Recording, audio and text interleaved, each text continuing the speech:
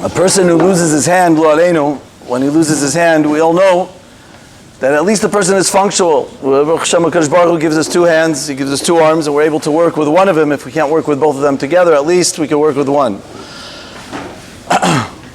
However, the legs work with a different function. Baruch Hashem, HaKadosh Baruch Hu also gifted us with two legs, and that's we're able to go from place to place, we're able to move from place to place. But lo aleinu, a person loses a leg, and he's still left with one leg, there's still a problem. He can't get anywhere, he can't move. Because there's a big difference between the way the legs work as opposed to the way the hands work, the way the arms work. The arms work individually, each piece on its own. Of course, we need many times for them to work together, but it doesn't necessarily work on an individual basis. As opposed to by the legs, they work only together, they work in tandem. And when lo aleinu, someone's missing a leg, so automatically he's not able to do anything. The other leg becomes dysfunctional because he's so dependent, he's so completely talui, he's so dependent on the other leg. That's the difference between the function of the legs and the arms. Why am I mentioning this? Because I'm going to quote you a Gemara, which is a Gemara, which many people know this Gemara, they don't realize it's a Gemara. It's a Gemara in Shabbat and Daf Kuf Dalet, famous Gemara, but it's very relevant for our time and what we're going through right now, and that's why I thought we should expand on this concept, and that is that the Gemara goes through many letters of the alphabet. The letters that we know from the Aleph Bet, and the Kedusha of each letter, of course, is very important. They're not, the positions of them are not stam, they each one have their specific place. And the Gemara there goes through two individual letters, Shin and Taf. Shin and Taf. One is Sheker and one is Emet. The Gemara says, what's the difference between Sheker and what's the difference between Emet? And the Gemara says two important differences. The Gemara says, by Sheker, Mikrav and Mileh. The letters are all together. Shin, Kuf, Resh, we know they're all next to part of the alphabet. They're all grouped up together in the same part of the alphabet. In other words, the letters Sheker can be grouped up anywhere. You have hundreds of combinations for those types of letters. To find any type of group of combinations of them together, you have at least tens of different combinations for Shin, Kuf, Resh. You could put Al, Bet, Gimel. You could do anything you want together. You could put them up in many different combinations. As opposed to the word of Emet, Aleph, Mem, Taf. So over there's only one combination because they're completely equidistant. There's one in the beginning, one punct in the middle, the mem is exactly in the middle, and the taf is at the end. Like I said, Gemara, which we're familiar with. And basically the Gemara brings out that is the specific standout of the way those letters are. They're perfectly equidistant. So Gemara says, why am I teaching you this? To tell you, shikra shchiach, kushta lo shchiach.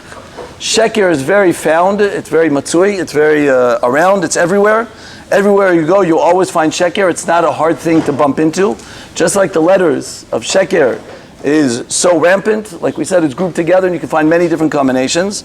But kushta, the idea of truth, of emet, there's only one. You can't find more than one. It's lo shchiach. It's not such a common phenomenon. It's something you have to look for. Something sometimes you have to open up the candles and try to find. You have to look at it benerot, as they say. The power of emet is something a little bit solitary. If I could say a Jewish person that I think some people might be familiar with here, who doesn't practice Judaism, said an expression, honesty is a lonely word. Honesty is a lonely word. And I feel that it takes a Jewish person to make a good understanding of such a person. Not that he's religious at all, but al kol panim, when a person is surrounded by these type of surroundings, we know that it's true. Honesty, being emet, is hard to find. You have to look for it. It's not always something that's so common. That's the first idea that the Gemara brings. The Gemara brings another connection to these letters. It says, my time shikra chada karikai. The Gemara asks, why is sheker all stand on one leg? We notice that all the letters of sheker, shin, kuf, resh, all stand on one leg. In the koch of the letters, each one are folded on a tip. The shin, if it's on a tip, it's a machloket, but it's pointed on a tip, and the kuf and the resh all stand on one foot. As opposed to emet, we all know they're strong standing, they're steadfast. The Gemara says they're milabin lubune, they're like a brick, which is a flat thing, because the taf and the mem, they all have a flat surface. They're all gaboit, they're all built. They all have a very strong, steadfast place. So Gemara says, what's the difference between the two?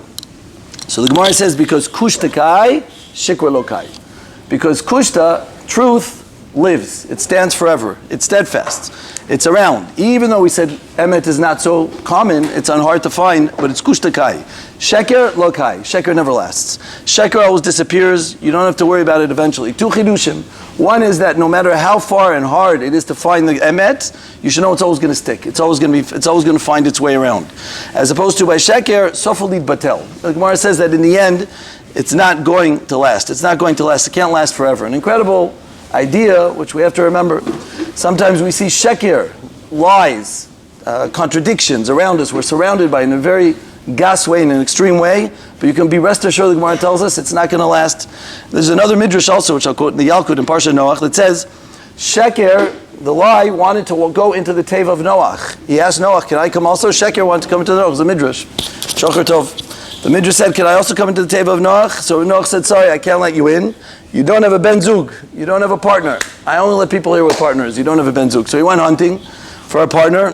And you know what he found? I better know what you guys think he found, right? That's not what it says. The Gemara says, pachta. It found pachta. It found the koach of hezek and churban, of destruction. And he said, let's be partners. Let's go into the teva. That's what he said to pachta, to the koach of the end. So pachta said, what's in it for me? Why should I go? What am I going to get out of this? So he says, I tell you what. Whenever I speak up and I'm winning and I'm doing well, so I'll give over the reins to you. I'll give it to you to be able to take over what to do. Midrash Mefurash. So Gemara says they went into the teva, they came out, and every time Sheker was very powerful, he did a very good job. But he was so frustrated because he never made it. Every time Pachta took over, and he destroyed everything that he says, he always put it into the things. How do you translate your word? Pachta is from Lashon Pchat, to annihilate, to destroy, to put down, let's say. Put down is a good word. He would always put it down to a place that was not Horida B'sof. And therefore, Sheker complained to him, and he said, but we have a deal. That's the way it is. And therefore, the Gemara says a similar idea that Sheker ain't lo raglayim. Sheker looks, it has its heyday. It always has its heyday, but it never lasts. Always lasts. I'll give you a good example. We're talking about the Churban Beit HaMikdash. For many, many generations on end, thousands of millennium, door after door, there has been war that's been waged against Emet. Every time that Emet tried to stand up, there's always been a war that's been waged. It's always tried to rebel. The Sheker has always tried to rebel against the Emet. It's always tried to weaken it. It always tried to put it down. But Lo'ilam, it never was able to finally conquer it. It was never able to do it. No matter what Sheker came out of the world, it always had its heyday, but it always disappeared. I don't have to go through. I think many of us are familiar when we're talking about whether it's communism or socialism, the fascism, the whole Enlightenment movement, the Nazism, everything that happened. We all know the last ism that we want to talk about also, the finalism. That's on its last days of Zionism.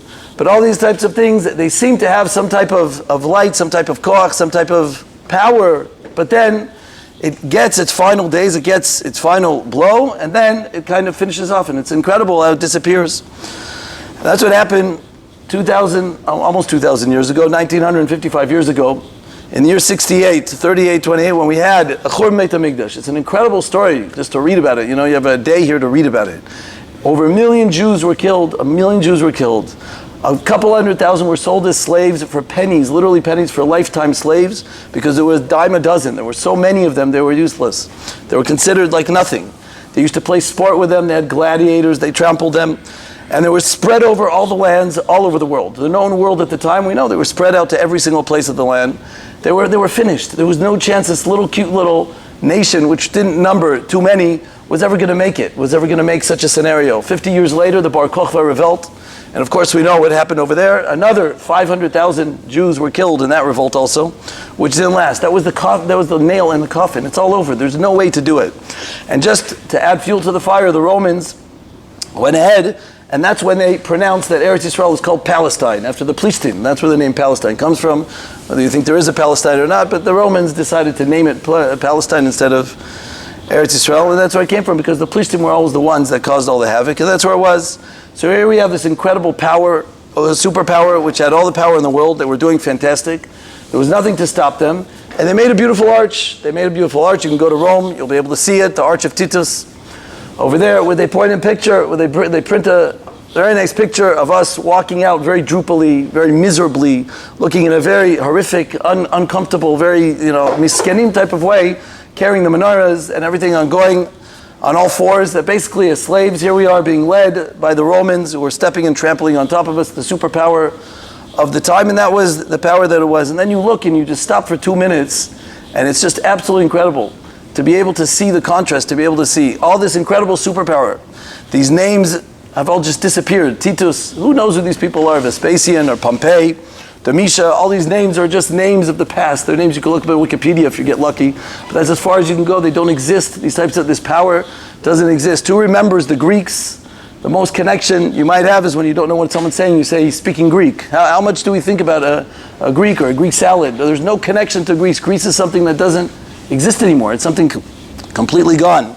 As straight and how big they were just a big soap bubble that just exploded and disappeared all in one day. It just completely went to oblivion. And of course we have this nation which stood no chance, literally no chance. You don't have to look in statistics, but that itself would do it. To be able to survive such a thing and to come back and to be able to still be around to hold about it, it doesn't make any sense. The Gemara answers this question. How could it be? In the 5 words we said before. Kush takai, shikra lokai. When it is emet, it lasts. When there's sheker, it doesn't last. It disappears. That's what the Gemara meant. Kush takai. As long as you're connected to the emet, and the Gemara says, and the Mefarshim over there say, Ein emet ele Torah. If you're connected to some type of Torah perspective, some type of connection, then you know you're in good shape. You're still going to be around. You're still going to be able to survive. You're still going to be able to survive. When we think about this concept, I want to mention that, we've been through many different galiyot. If I'm already speaking about the different galiyot of what we've been through many. But there's one that's less known, if I could say. There's one that we're less familiar with, and that is what happens at the end of days. What happens at the end of days? So most of us know the Gemara in Sota, at the very end of Sota. Most of us are familiar. And if you notice, the common denominator in that whole Mishnah is one thing. It talks about sheker. The power of sheker is going to be overabundant during that time. Many different details. But all the details focus on one thing, the power of sheker, chutzpah yaski, the tremendous amount of chutzpah that will be around in the world. It's about en tochacha. There's no rebuke. There's no point of rebuke. If you see people waving colored flags or waving things, right? We had over here that someone had flags across from his street and he wanted to give them tochacha, so he put up a sign of Shema Yisrael, Hashem Elokeinu in his store, and underneath it he wrote a couple things about being to'eva, to do things such as that is a to'eva. He got arrested, he got kanast because of doing that while the other people did. Ain't tochacha, you're not allowed to give tochacha to these free people. Everybody has the freedom of speech except for you.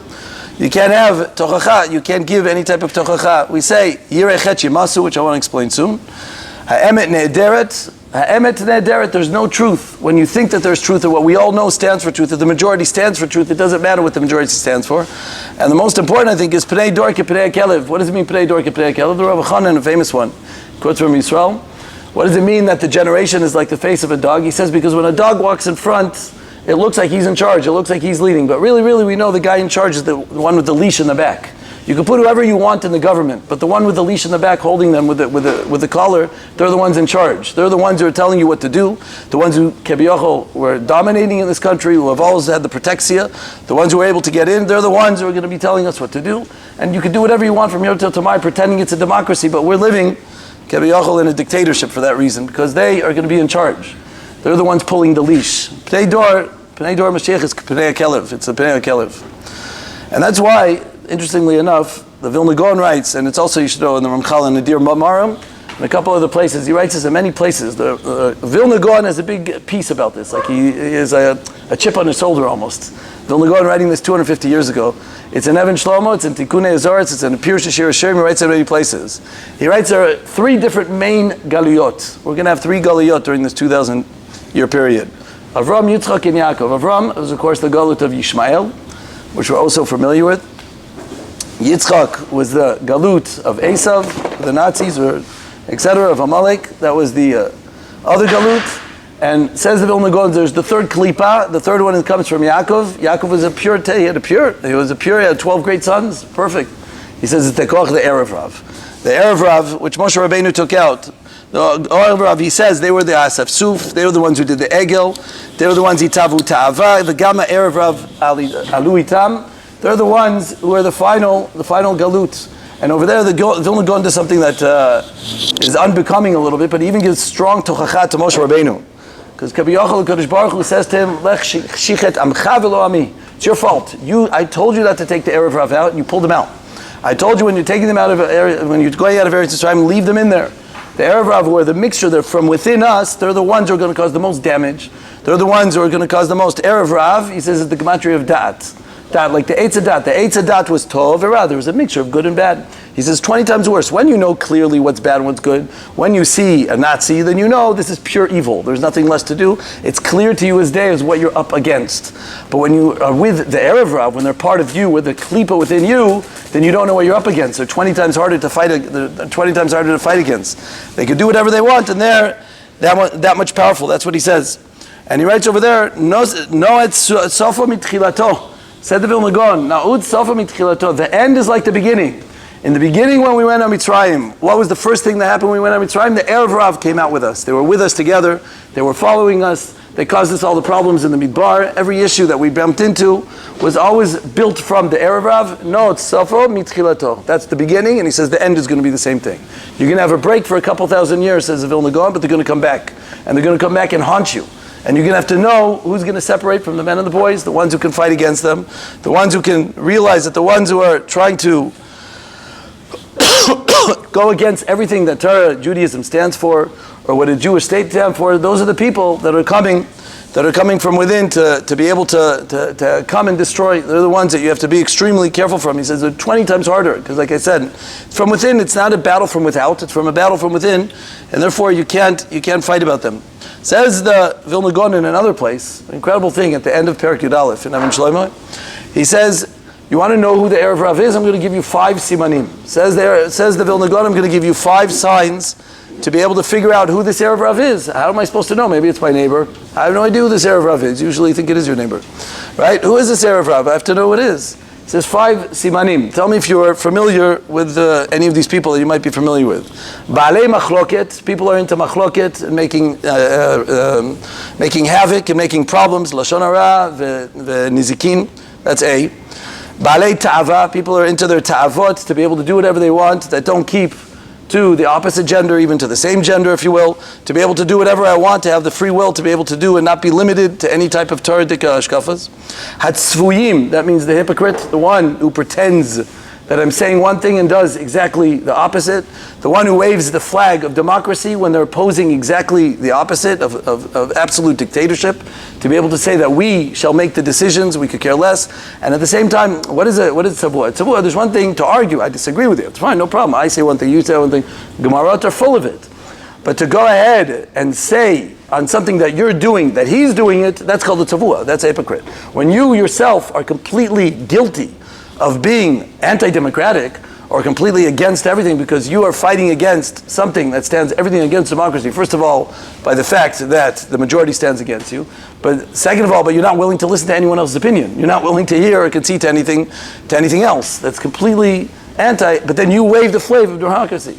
And third of all, when you're trying to stand up judges which are completely handed by protexia, the way this country works, unfortunately, handed from hand to mouth, best friends to best friends, relatives to relatives. For the past 20 years, it's only been leftists, white Ashkenazim. It's never been anything other, and nothing other than that. It's been completely by their own thing, and they can wave their hand, by the wave of their hand, make an absolute decision to whatever I want. The only country, Kimat, in the world that has no constitution, has no rule book, and they can just wave their hand and say, La, lo bali. This one doesn't sound good to me. Now, of course it doesn't sound good to you, because if whatever you stand for, that's what sounds good to you. Whatever your principles are, that's what it's about. So when you do that, that's tzvuyim, that's a tzavua, that's a complete hypocrite. That's a person who's going the other direction. Number 4, arod fi macharei kavod, people who chase after kavod. You figure out who's that one. And the last one are the people who are arod fi macharei mamon, the people who are the big money, the people that all they care about is making more money and not interested in anyone having that. These are the 5 things I quote to you from a Vilna Gaon from 250 years ago. Not myself and not some Musar book from nowadays, or not some Mashkova book. He says this. He said, these are the words, Uba'alei machloket gruim me'akol, and this is the words that I quote you word for word from the Gaon. Uba'alei machloket gruim me'akol, someone who chases machloket is worse than anything. Ve'ein ben David ba, ad shechalu min ha'olam. Word for word from the Vilna Gaon. And kol machloket shelo l'shem shamayim, anytime you see a machloket which is not l'shem shamayim, which is only in it for themselves, they could care less for chasing the truth. I'm quoting, I'm not saying it myself. Hu me'a Erev Rav. You know now that you're dealing with Erev Rav. Hakovtzim leharot, they decide to make decisions. V'litol Torah, they want the crown, they want to do it. K'mosh katuv v'naseh lanu shem. Like it says that you want to make yourself a shem. Now you have the simanim of the Erev Rav. Everyone can pick out whoever they decide fits into that category. But al kol panim, at least we see this concept that we're mentioning, the koach of ikvad Mashiach, the power to be able to see that Mashiach is on his way, comes from the power of sheker. It's when we see sheker reigning, when we see the world of inconsistency, of distraught, of things that are incorrect reigning. And now I want to mention another point, which I think will bring out this as a final punch, as a special idea to make us understand it. There's one more Gemara which I want to quote. One more midrash, which is very important for us to know. Amar Reb Simon. The midrash says like this in Breshit Rabbah: Bisha HaKadosh Baruch Hu livra Adam. HaKadosh Baruch Hu was waiting to build man. Bo nivre et Adam. He was talking to the Malachim. Malachim, what do you think? Let's create man. So it says over there that Chesed and Emet were arguing whether to do it. Nesukitim kitim. There was a big machlokit amongst the Malachim which one should do it. Some say yes. Some say no. Chesed said, "Oh, they do Chesed. People are good people. They do Chesed. Why don't you build them?" And Emet said, "No." Emet said, "B'shum panim ve'ofen." Emet said, "I don't want it. Why? Al yivra shekulei sheker. Man is kulei sheker. He's a chefta of sheker, so we don't want to do a little bit of depressing Gemara." So Ma'aseh Kadosh Baruch Hu, what did Hashem do? So Hashem broke the battle. He took it out easy. He made an easy conquest. He was able to work it out. Natal Emet v'shlichol haaretz. He made an easy pick. He took Emet and he threw it down into the ground. He threw it onto the floor. V'tishlach Emet arza. And he threw Emet into the ground. Yeah, easy way to get rid of Emet, to be able to make him lose. He threw him down into this world. He threw it down. He threw him into the ground. V'tishlach Emet. And that was the man. There's one other place we find a shlichut, where Hashem sends something was sent down, and that is the Gemara in Chagiga and Daf Hey. Over there it says that Rebbe was reading Megillat Eicha, what we're reading right now, and it says also there, Hashlech mishamayim aretz v'tiferet Yisrael. When the book fell, when he read those words, the book fell from his things, and he said, wow, it fell. The whole entire destruction happened. Mi igra rama lebira mikta. We went from the top to the bottom so quickly. He was so enthralled by the Megillat Eicha, he was so taken aback. When you read Megillat Eicha, it said it fell from his lach. Shlich meshamayim aretz v'tiferet Yisrael. Kadosh Baruch Hu destroyed the Beit HaMikdash. He put it down. And here we have also the Hashem did the same thing with the Emet. Emet was thrown down. It was thrown down. So then the Malachim said, "This is unfair. What's going to be with Emet? Kadosh Baruch Hu, bizayon. Hashem's chatima, the signature of a Kadosh Baruch Hu. Hashem's name is Emet." And they said, "You can't do this to your name. Your name is Emet. How can you do this?" So on that, the Gemara answers, "Emet mi'eretz titzmach." Don't worry, the Emet will grow from the ground. It will come out of the ground. It looks hidden.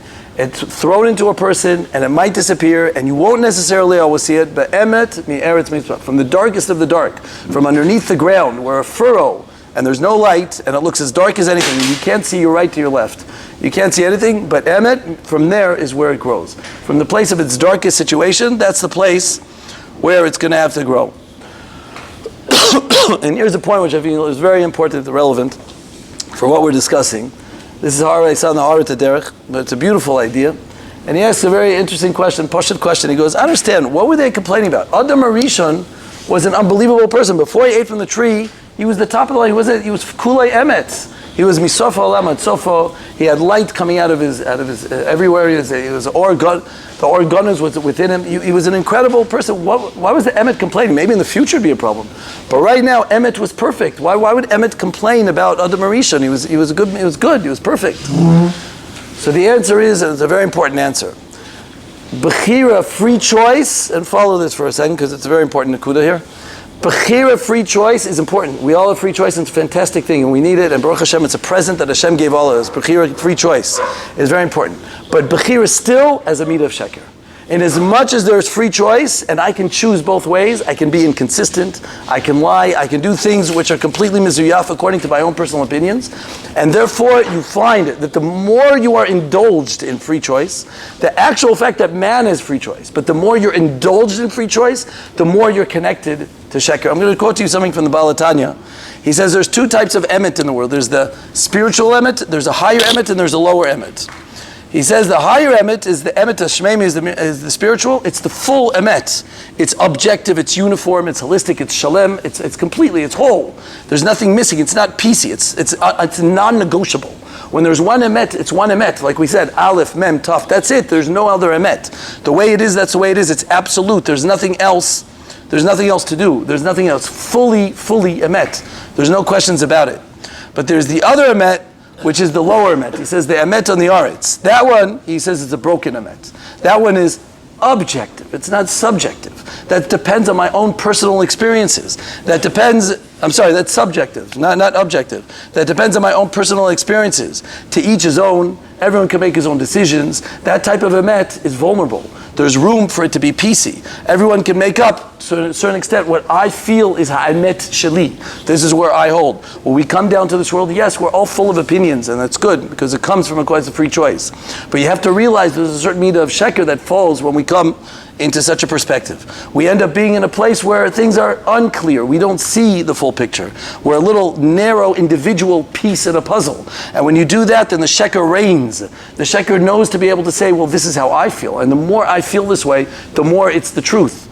In other words, what's being said over here is that the more bechira, the more a person focuses, if I could say on the left, to move to that direction of free choice, being completely what I want. And again, we hold a free choice. Free choice is the whole Torah, is based on free choice. But the idea of the Torah is to tell it to take your free choice and use it for the emet la'amitot, to use it for that one emet, which is shmeimi, to do the absolute emet. When a person uses it for other things, so then suddenly, the more you want things to be PC, the more you want to go into this free choice realm, to the extreme where everyone does whatever the heck you want. There's no rules. You are living in the epitome of sheker. Your chaim is chaim of sheker. This is what the malachim were crying about. Because the malachim, like I said, we're on a higher level, but the malachim only have one choice in life. They have their one mission. They don't have knees that bend. They only have one foot. They have their one mission. They don't have free choice. So of course we're on a higher level because we have free choice. But that's why the malachim couldn't stand to see the man take the koach of emet. There is no emet there. The more free choice they exercise to an extreme that they take that free choice, they're living a chaim of sheker. And that's why what we see around us is no contradiction. It's just a poil yoytze. It's an automatic consequence of what they've always been raising their flags about. You understand? Because the whole idea of extreme freedom and extreme to the end, liot am chovshi, to be completely chovshi, means not only to be free, but to be chovshi min mitzvot, to have completely freedom from any type of outside decisions. No one should tell me what to do. I should be able to decide myself. But memela, automatically you live sheker. It's not a problem that they're screaming democracy when they're living the opposite, because that was how they grew up. These are people that grew up in the kibbutzim. They grew up as children in the kibbutzim. We came from this type of way of thinking, and that's what happened. It turned into a fragmented way of choice, and that's what happens. The more you exercise some type of freedom to such an extent, that's what happened. I want to read to you from. I'll read it to you in a second. But so that's the yesod which I wanted to bring out from this koach li'aradech. Mention one more point when we're speaking about ikvet and the Mashiach, the end of days, which is similar to what we're saying, and that is a very important point. We've mentioned in the past. There's an idea in Kabbalah of lifnei shever gaon. The Kli Yakar actually brings in Parshat Shmot, but the idea is that before something gets destroyed, it has its heyday. It has an extreme. Lifnei shever, before destruction, gaon. It has extreme power, superpowers. It has powers that it never knew it has. When an army is about to lose, when people are about to lose, like let's say the Nazis, they would let go of every type of weapon that they have. They just let everything go. Their adrenaline will just run. You'll overdo everything that you have. The more that a person knows that he's on the brink of finale, he has an extra power. That's what the Kli Yakar says. He says it before we went on Mitzrayim. That's why we had to work twice as hard. Paro made us work twice as hard. Lifnei shever, go. There was an extra amount of work before he knew we were going to come out. Lo aleinu, when we see someone who's not well in the hospital, you see him sometimes get up and he walks around and he says, oh, Baruch Hashem, he's getting better. We thought he was bad. And you know that within 24 hours he's not here anymore. He's not with us. And everybody says, I thought he was getting better. I thought it was okay. Lifnei shever, gaon. Before the end, HaKadosh Baruch Hu many times gives certain call before a light extinguishes. There's a strong light that comes out, exasperates, and then it disappears, and then it goes away. That's a klal that's in many, many places, which is not much for now. So if we think about it, lifnei shever gaon, what's going to happen in the time of Mashiach? When Mashiach comes, what's going to happen? We know what the Chazal tell us. It's yamim she'elam chefetz. When Mashiach comes, there's no more bechira. There's no more free choice. It's too late. The gig's up. You have free choice now. You can decide to do mitzvot or not mitzvot. When Mashiach comes, there's no more. It's yamim she'elam chefetz. You get all your brownie points. You cash in everything. But that's it. You can't make any more decisions. It's not yours to be able to gain more points. After Mashiach comes, there's no free choice. Lifnei shever gaon. Before the bechira is lost, there is an extreme amount of bechira. The bechira goes to the other extreme. Free choice. Don't leave me alone. Let me have as much free choice as I can. Please don't tell me not to do anything. I have to be able to do as much as I can. That's before the bechira is about to be lost.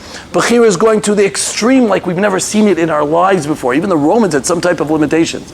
To be able to be as little limited as possible. And like I mentioned, the whole yesod behind those judges that they're so excited about and they're so upset about this reform is because they could do whatever the heck they want. They can make whatever decision they want. They're not limited to any books. I don't even know what all those books are behind them. I don't know what they're reading. Maybe it's a Tanakh. There's nothing. They don't have any rule books in this place. It's an incredible thing. They have a few laws that they have to keep to, but it's like unbelievable. There's no constitution. There's no unbinding rule that comes from everywhere else. But because they want this power before they see the end is so clear. So that's where that's where all of this is coming from. That's where it finally reaches an end. You know, the best mashal to such an idea is like a captain who's in the middle of a ship, and he's in the middle of the ocean, and he has to figure it out. He's got his compass, and what does he do? He takes his compass and he throws it over the ocean, and he throws it into the sea, and he says, you know what? I'd rather just be free. And he uses extremely fancy expressions to be the waves of life, or the wings of change, or to be able to do things, and he speaks in tremendous poetic ways to be able to throw that compass overboard, to fly like a bird, and to do these types of things, and with all his poetry, but he's still lost at sea. That's exactly what we hear when we hear these Knesset members. They speak poetically. You listen to their words, and it's completely empty. It's incredibly how empty it is. With poetry, and this is the point of democracy, they never spoke out once what they're arguing about. They don't even know what they're arguing about. It's coming from such a place of emptiness, and that's exactly where it is. Listen to the words of the Michtam Eliyahu. The Michtam Eliyahu is in Chelik Bet 292. He says, "Ka'asher hara mitachedu mitatzem." When you see the ra coming together stronger and inflating it better, hu mevatel et atzmo. He himself becomes self-destructive. Kikula sheker. In as much as he's completely sheker and it doesn't last, he himself is his own self-destruction point. Because that is the nechama that we should be seeing at this stage. The nechama is that we should know that as bad as it is, as much as it inflates, you should realize that bubble, mamish like a soap bubble. The bigger it gets, you know that it's on the verge of explosion. I spoke to a big person in Arachim. Arachim do many Kiruv seminars in the hotels, and they say whenever we do these seminars, the hotels have many spots, but they have a lot of spots open a lot of times. You have, a good number of spots that are open. We were talking about the situation nowadays. He says, I'm telling you, there's not every weekend we have for Chilonim and this, I don't have one spot open. We're packed, overpacked. They're backed up week to week, backed up. They have to already almost double up to be able to do it. I was like, it doesn't make sense. He says, on the contrary, because of all the garbage that's outside, people want to come to the seminar and say, what's this Torah all about? They want to say, what's this about? If they want to come to argue, enjoy. But they're doing twice as much work because the Ra is killing itself. The Ra is self-imploding. It's absolutely destroying itself in a way that it's not even able to survive itself. It's able to take over for what it is. And with this I'm coming to finish, but I want to quote to you from the Stipler. I was actually going to bring the Sefer, I forgot it. In Chelik Bet, there's a small Sefer, Chaye Olam. The Stipler, who was Nifter in 1986, by the way. Over there, he says a very important point. He's talking about the meat of Sheker also, and he quotes a Gemara in Chulin. He's complete psychology here. The Stipler, he was Kula Torah, 24/7 Torah, and so it's a complete psychology here. He quotes the end of the Gemara in Chulin, Kuf Lametet. Over there, it talks about the Yonei Hardasit. There were the birds of Hordus, the birds of Hordus. Hordus, Herod, was of course the king towards the end of the second Beit HaMikdash. And over there, it says in the Gemara that the birds of Hordus of Herod were able to say Melech Melech. He got some kishuf and training, some black magic, that they were able to make them, every time he would pass by, they would say king, king, king, king, king. Melech Melech, it's a kvita, kvita, kvita, that's what it says. So the Stipler has very simple questions. Well, what's going on? Why is this the only king in the history that we've ever heard of needing to pay someone a lot of money? He had to pay some mechashev to teach these birds how to say king every time he passed by. What was the big deal? What was him? I'm telling you straight out of the books, this is the Stipler speaking out their psychology, and he even says this, because he had a point of a self-esteem problem. He wrote that. Herod was a slave. Herod rebelled. He knew he wasn't really king. he was a shakran. He completely killed out everybody and took over the slave. He took over. He was complete mezuyaf. He says he was a fake. He was a bluff. He really didn't deserve to have the throne. And he got it the hard way, kind of like the Romans used to do. And he got it in that type of way, and he was able to do it. He had a very big self-esteem problem. He knew that he wasn't there. He needed birds every time he passed by to tell him, you're the king, don't worry. Don't worry, you're the king. Because nobody else was doing it. So he needed someone there to be able to do it. Says this type, that's one paragraph. The next paragraph he says, so too, sometimes you have small countries who have inferiority complexes. He says that they need other people to make them feel good because we feel like, we have to do this to be able to be like them because we really have nothing ourselves. They have but we really want to be something special. So he says they scream, and this is being written 45 years ago. He says, so they scream the flag of democracy, the flag of liberalism, just to be able to make sure everybody, we're just like you. We're not different. Believe me, we're not special. We're not, I'm segula. Forget the Torah thing. Just get rid of this dossi thing. It has nothing to do with it. We are completely like you, fully democratic, fully free. We wave rainbow flags. We have parades. We're all the same. Trust us. He says when people have this inferiority complex, just like Hordus, that we also want to be part of them, to be like everybody else, to be like the big brother, to be like everybody else who's doing that. We want to be like America. So therefore, because of that, in order not to be a second-class citizen, he says they'll be dargashniya. They don't want to be dargashniya, so therefore they're willing to do everything to fight tooth and nail to make sure that we don't fall into that category. We don't fall into that category. So this is the yesod that we're bringing out here, and I think it's a good explanation for understanding of the events of what we're going through, and it's all in the Torah, as we all know. But when it comes to the Churban, and with this we finish, we should just know it's all connected. Because I mentioned this in a shir not long ago, but I think it's directly connected. We said that the reason why we're crying today, the whole idea of the Churban and the crying, is of course the Gemara in Ta'anit Chavtet, which says, because atem bechitem bechia shel chinam, so you will be boche bechia ledorot. What does that mean, a bechia shel chinam? So that of course is referring to the meraglim, the spies. When we sent out the spies, there was a bechia shel chinam. What does it mean, chinam? They were chinam in a mitzvah. They were upset. The Meraglim were upset. There was a complaint here. What was our bechia? What were we upset? There was a certain upsetness that they said, HaKadosh Baruch Hu, why are we going to Israel? Why are we going to Eretz Israel? This place is a hard land. It's not easy to live here. It's not a land to play for. Every time we want something, we have to beg for rain. It's hot. It's not easy. Every time we need something, it's not easy. They have to work hard to live in this land. Mitzrayim was a land of plush. It's a saki. It's a land of Baal. It just goes and takes care of itself. It has the Nilus. You never have to worry about what's going to be tomorrow. Everything is taken care of you on a daily basis. So there's nothing to worry about. So our complaint was, let the Mitzrayim leave and let us stay in Egypt. Let us stay in Mitzrayim. We'd rather us stay here and it would be much easier. The Bechia was a Bechia of Chinam. They wanted things to be Bechinam, to be easy, to be far away, not necessarily to have the connection. The mistake that we're making is that no, real wholesomeness, real beauty is by asking Hashem, is being connected, to know that I'm living with that connection, with a relationship with the Kadosh Baruch Hu. Well, how do you have a better relationship with your child? When he's at home and you have a tough, but at least you're disciplining him, or when you throw him out the door and don't talk? You have nothing to do with him. I don't want anything to do with you. If we'd be in Mitzrayim, that's what it means. Get out. I don't want to see your face. I don't want anything to do with you. But when we're in Eretz Israel, yes, we have our difficult times. We have our ups. We have our downs. But at least we know that He's there. Mireshit Hashana, Achrit Hashana. We know that the Kodesh Baruch Hu is with us on a daily basis. We know that He's connected to us. He's interested in staying and keeping us connected. So the punishment that we got for that, the Bechia Shel Chinam, the cry of Chinam, what's the punishment? You'll have a Bechia L'Dorot. It doesn't say you're going to be hurt L'Dorot, or you're going to go through Agmet Nefesh or pain L'Dorot. That's not what it says. It says you'll have a Bechia, you'll be crying L'Dorot. What's the Bechia? The Bechia of Gaguim, of worrying. Hashem, let's build that relationship again. I miss you. Let's bring it back again. Let's have that thing, a Bechia Shel Dorot. A real kapara for what we did, for running away from Hashem, for saying I don't want anything to do with you. I would just want to have it easy. I just want to live on the banks of the river and have it nice. The only kapara that we have is the Bechia to say, Kodesh Baruch Hu, I miss you. I want to have you back again. Please, can you come back? And that's what the Midrash says. And with this I finish. This is my last point, and that's what the Midrash says. Yosef, with his children, with his brothers, it says, Vayiten et kolo bebechi. That Yosef gave his voice bebechi when he saw something. And the Midrash says, Kach HaKadosh Baruch Hu goel et Yisrael mitoch bechia. So too, Bnei Israel will be goel b'toch bechia. A parallel, a synonymous bechia. There's a similar bechia, cry, between the cry of Yosef with his brothers and the cry that we need to be doing today. The cry, and that will be the gula. That's the only gula. What was Yosef's Cry is very simple.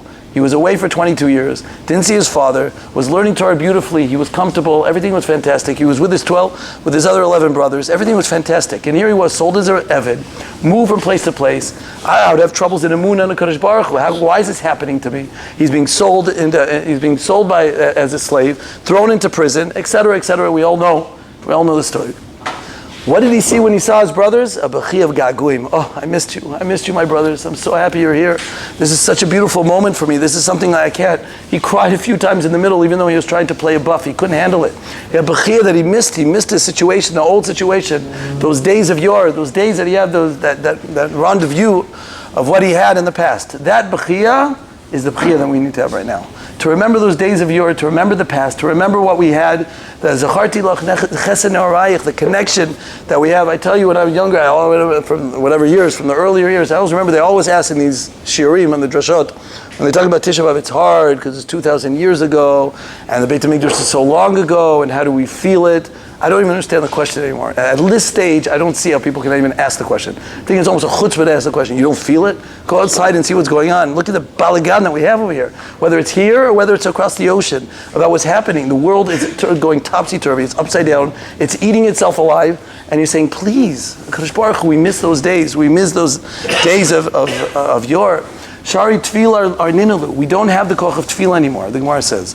But one thing we still have is Shari Demaot, to remember the relationship, the kesher, to remember, and that's what we're doing over here in Tisha B'Av. B'ezrat Hashem, HaKadosh Baruch Hu should give us the koch to be able to survive the day, but through Tisha B'Av to be able to bring, because, on Tisha B'Av is the day, of course, we know that Mashiach is meant to come, or at least to be born. And it only comes when we appreciate it. And if we forget, then lo aleinu, we see what happens outside. We see the stirot, or what's going on outside. Those things are there for one reason, just to remind us again and again and again. But botai, I'm not here, kirvat Elokim, it's not here. And only through that, B'ezrat Hashem, we'll be able to gain that connection.